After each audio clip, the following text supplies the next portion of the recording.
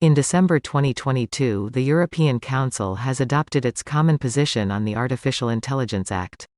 With this act, the Council aims to ensure that artificial intelligence systems placed on the EU market, and used in the Union, are safe, and respect existing law on fundamental rights and Union values. In this video we would like to give you a short intro of what is coming in the foreseeable future. In broad brushstrokes we will try to give you some information that will help you determine if your system might be affected. The content of this video is time sensitive. This is based on the information available in January 2023. New developments may make this video obsolete.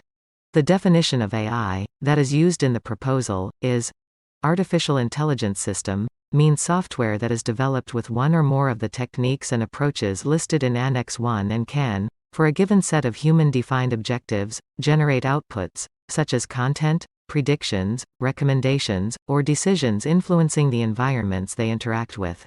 Annex 1 lists the following techniques and approaches.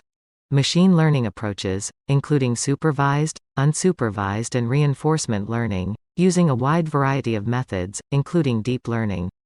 Logic and knowledge-based approaches, including knowledge representation, inductive logic programming, knowledge bases, inference and deductive engines, symbolic reasoning, and expert systems. Statistical approaches, Bayesian estimation, search and optimization methods. The Council has taken a risk-based approach to classifying AI systems. At the top, they've placed the unacceptable risk category. AI systems in the unacceptable risk category are systems considered a clear threat to the safety, livelihoods and rights of people. These systems are banned. The next category are the high-risk systems. AI systems identified as high-risk include AI technology used in specific, listed, applications. We will discuss a summary of this list a bit later, with an overview of the requirements or obligations for these systems to make them compliant.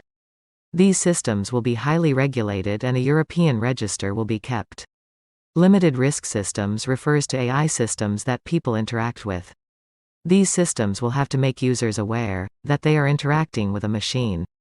All other systems are considered minimal risk, and are not impacted, when this AI Act will come into force. In the approach chosen by the Council, a generic list of AI application areas is designated as high risk in Annex 3. This list can be adapted over time, if new developments warrant that. It is, however, already a long list. AI systems identified as high risk include AI technology used in biometric identification and categorization of natural persons, critical infrastructures that could put the life and health of citizens at risk, educational or vocational training that may determine the access to education and professional course of someone's life, safety components of products, employment, management of workers, and access to self-employment. For example, CV sorting software for recruitment procedures. Essential private and public services. For example, credit scoring, denying citizens opportunity to obtain a loan, or AI systems that influence the deployment of emergency services, like fire engines or ambulances. Law enforcement that may interfere with people's fundamental rights. Migration, asylum and border control management. For example, verification of authenticity of travel documents. Administration of justice and democratic processes. This has just been a listing of the main labels.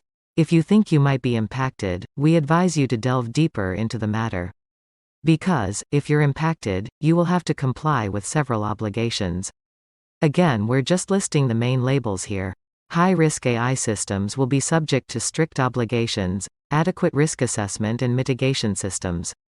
High quality of the datasets feeding the system to minimize risks and discriminatory outcomes. Logging of activity to ensure traceability of results. Detailed documentation, providing all information necessary on the system and its purpose, for authorities to assess its compliance. Clear and adequate information to the user. Appropriate human oversight measures to minimize risk. High level of robustness, security and accuracy. Overall, if you think your AI system is, or will be, a high-risk system, it makes sense to start planning for compliance today. To finish up this video, the status and some recommendations. The European Council is ready to start negotiating with the European Parliament.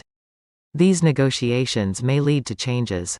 Also, Germany isn't completely on board with the general approach. They have proposed some additional changes. Those will be taken into the negotiations. But if you think you will be impacted, we recommend that you 1. Review if your AI application is high risk or requires additional transparency. 2. Start thinking about what you need to do to comply with the coming regulation. 3. Start actively following the developments. Thank you for watching this video by Zeno Analytics. For more information, visit our website at zenoanalytics.com.